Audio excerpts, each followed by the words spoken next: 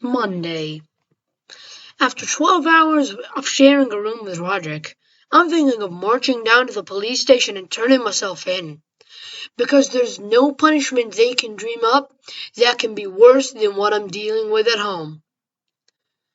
Last night, Rodrick brought a bunch of his stuff from the basement to put in my room. I think that's supposed to be a temporary living situation, but Rodrick is treating it like a permanent one. Rodrick's got his drum set on stacks of books to wear out, but his dirty clothes are everywhere. This morning, when I was getting dressed, I put on a pair of boxer shorts that was sitting in my dresser. But by the time I realized it was actually Rodrick's dirty underwear, it was too late. So until Mom did a load of laundry, I wore my Halloween costume. It was uncomfortable, but at least I knew for sure it was clean. This afternoon, we were down in the basement seeing if there was anything we could salvage from the flood. I noticed something strange on the floor in the storage room, and when I picked it up, I almost passed out. After all this time, Alfredo wasn't looking too good. I think a mouse must have gone into him, and after spending a day in the water, it didn't help either. But in a weird way, I was kind of glad to see him. I was living in the guilt of losing Alfredo for all these years, and now I found out he was in the house all along. In fact, I couldn't figure out how he wound up in the storage room, but I realized it had to be Dad. He was never really on board with the whole doll idea, and I'm sure he got rid of Alfredo when I wasn't looking. Does Alfredo have a rash from being in his yucky old diaper too long? Okay, well, that's just weird. I figured I'd confront Dad about kidnapping my doll when he got home, but at that moment I had bigger things to worry about. The first one was what I was going to eat. Over the past few days, we've been running low on food, and if the snow doesn't melt quick, I don't know what we're gonna do. Mom was supposed to go shopping the day the blizzard hit, so we have less food than usual to begin with. She said we're gonna have to start rationing until she can go back out. That could be a while though. The snow piled up 3 feet high against the front door, so we're basically trapped inside. And Rodrick's spoiling the food we do have left. He drinks milk straight from the carton, so there's no way I'm gonna touch that now. I'm actually kind of mad at Dad, because if it wasn't for him, we'd have all the milk we wanted. A few years ago, I won a contest at the state fair where you had to guess how much a baby goat weighed. And the winner got to take it home. I guessed the weight right, but Dad wouldn't let me have the goat. And if we had the goat, I could have a glass of milk whenever we wanted. Okay, that's just weird. Like, this Greg bro's weird, man. Mom found some burritos in the back of the freezer last night and made them for dinner, but they tasted funny, so I wouldn't eat them. Mom said I needed to eat something, so I had ketchup as my main course. Okay, come on! Manny didn't seem to mind the burritos, but he'll eat just anything as long as it's got his favorite condiment on it. When Sweetie used to live with us, he used to chew on the furniture, so we sprayed it with this stuff called bitter apple spray that dogs can't stand the taste of. But for whatever reason, Manny loves the taste of bitter apple spray, and to this day, he uses it on almost everything he eats. Okay, bro, this Manny guy is just weird, man. I don't know. Speaking of Sweetie, I got so hungry today that I was seriously thinking of eating some of the dog treats I found in the back of our pantry. But Mom told me they have different standards for making dog food than they do for people food, so that stopped me from eating any. At least for now. I can't believe I'm practically starving here while Sweetie is living the good life at Grandma's, enjoying her home-cooked meals. I only have myself to blame about the food situation, though. We had a bunch of canned food until a week before Thanksgiving, when I almost gave all of it to the food drive at school. I got rid of the things that I don't like yams and beets. But I'll bet whoever got our rejects is having a pretty good laugh about it now. I was starting to wonder whether toothpaste had any nutritional value when I remembered I actually did have something gettable in my drawer. When Dad wouldn't let me take the goat home from the state fair, Mom got me a giant gobstopper to make up for it. I spent the whole fall working on that thing. I figure if we do run out of food in the house, that gobstopper will help me survive at least another week. Tonight, the electricity cut out for a few seconds, and then came back on. Mom said there was a lot of ice on the power lines, and they were probably going to lose their electricity at some point. She said if that happened, we needed to keep the freezer door closed so the food in there doesn't thaw and get ruined. She also said we need to keep the doors in the house shut so we didn't lose too much heat. So Manny got really upset, and whenever he gets scared, he hides in his room. One time when Manny was younger, I told him a witch lived in our basement, and he got really spooked. He went missing for a few hours, but eventually we tracked him down to his sock drawer. I remember I hit a drawer once when I was like 6. Mom was right about the electricity, because 15 minutes after her prediction, the power cut off and didn't come back on. She tried to call the electricity company, but her cell phone battery was dead. Every hour the temperature dropped another 2 or 3 degrees, and we had to get a blanket to keep ourselves warm. Manny just stayed in his room the whole time, and I'm pretty sure he was scared out of his mind. I was actually pretty worried myself. When you're used to having electricity and then all of a sudden it's taken away, you're basically just one step away from being a wild animal. And with no phone or TV, we were totally cut off from the outside world. I would have felt a lot better if our street was plowed, because then we'd at least be connected to the rest of civilization. But I'm pretty sure the snowplow guy is gonna come to our street last, because every time he comes up our hill, he gets ambushed.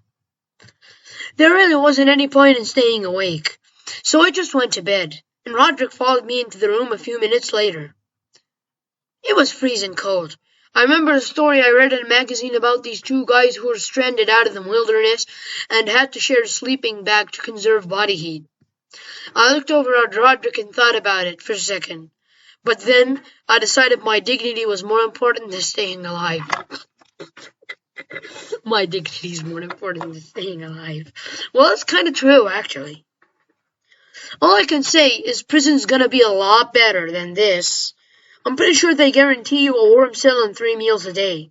So when the police do come back, believe me, I'll be ready to go.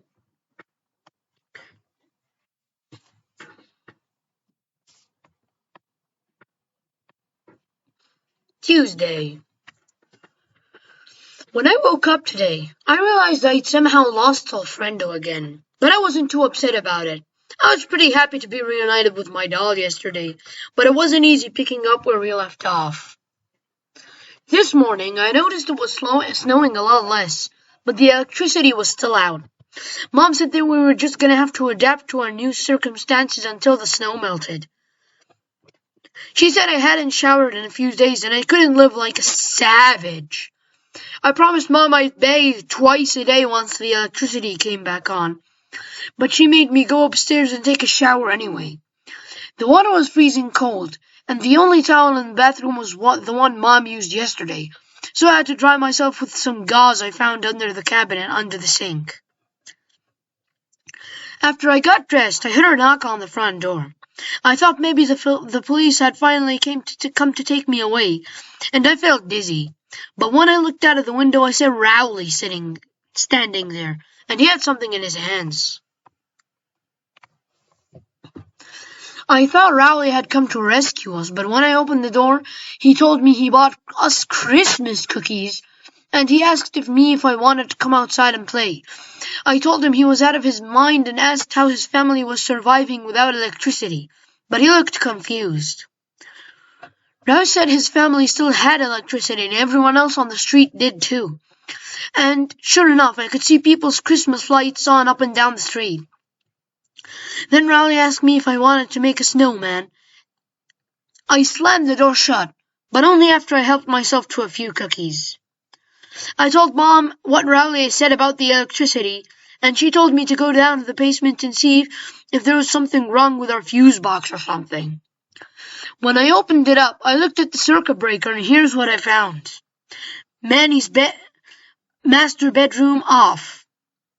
Manny's room on. Kitchen off. Greg's room off. Dining room off. So basically everything's off. The only switch that was on was the one for Manny's room. I ran upstairs and I opened Manny's door. I got a blast of heat. Manny was sitting there without a space heater. Manny was sitting there with a space heater, a pile of food, and a bunch of other stuff too. When things got bad, Manny must have figured it was every man for himself. I think he would have let the rest of us freeze to death as long as he had enough to survive. Mom asked Manny why he cut off the power to the rest of the house, and he started blubbering that it was because no one ever taught him to tie his shoes. Like, what? Kill your parents. And your brothers.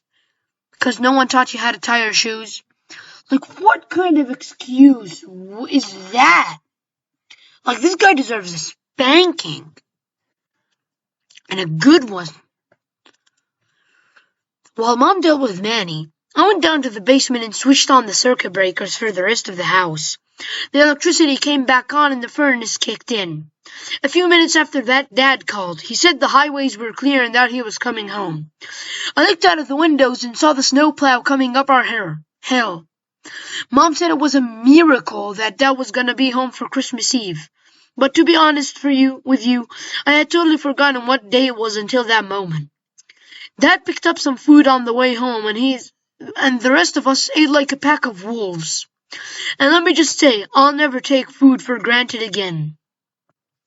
Mom said she was going to go out with Dad to try and find a place that was open that sold glasses. Before she left, she asked me to take a present down to the police station for the toy drive and put it in the outdoor bin, because today was the last day you could turn a gift in. But I wasn't too eager to show my face at the police station, and I really didn't need to spend Christmas in jail. I knew I'd let some kid down if I didn't turn in a present, though. So I found a ski mask in our closet and headed out. It took forever to get to the police station, and I crawled the last 20 feet to the bin, just to play it safe. Once I knew the coast was clear, I stood up and tossed the present in the bin. I turned around and headed home, but when I walked by the church, I remembered something. I had filled out a request for the giving tree, and I asked whoever got my envelope to leave my cash under the recycling bin behind the church. The church parking lot was covered in snow, and I was pretty sure the recycling bin was buried somewhere behind the church, but I didn't know the exact spot. Luckily, there was a snow shovel leaning up against the wall, and I started digging.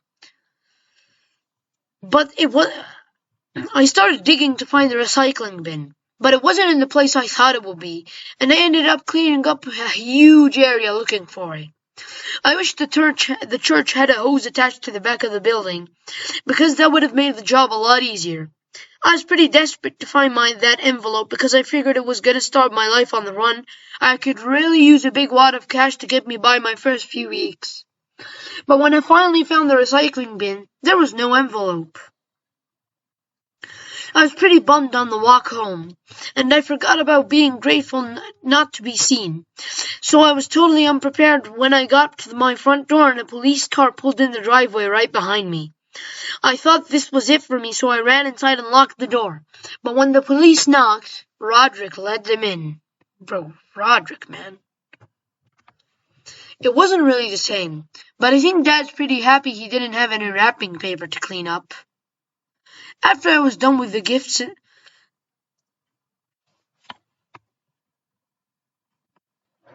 was my Tower of Druids graphic novel, so I was a little confused.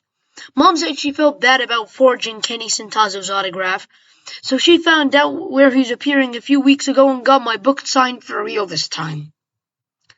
She said she had to wait in line for 3 hours, but she was happy to do it for me. But based on what's written in my book now, I'm guessing Kenny Centazzo didn't hear my name correctly. Hopefully I can find a rich guy named Craig who's really into graphic novels so I can sell it to him for a pile of cash. Rodrick got a snare drum and some drumsticks, and Manny got a bunch of toys and a pair of sneakers. Even though Mom taught Manny how to tie his shoes yesterday, it looked like he'd prefer to have her do it for him anyway.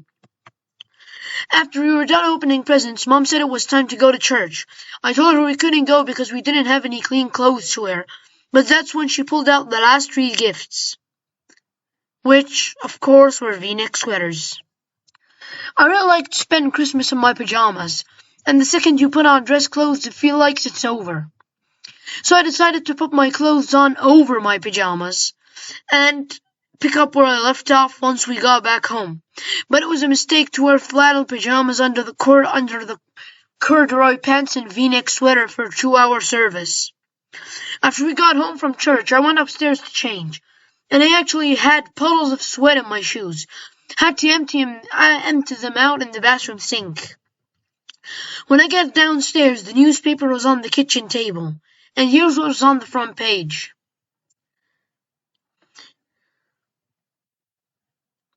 Well, the newspaper didn't exactly get the story right, but I'm not gonna complain. In fact, the article inspired me to put on a new edition of the Neighborhood Tattler, and I'll bet we can sell a ton of copies. Okay, guys, thank you for watching. Stay tuned for another book. This was me, Elyas. See you in the next one. Have a good day.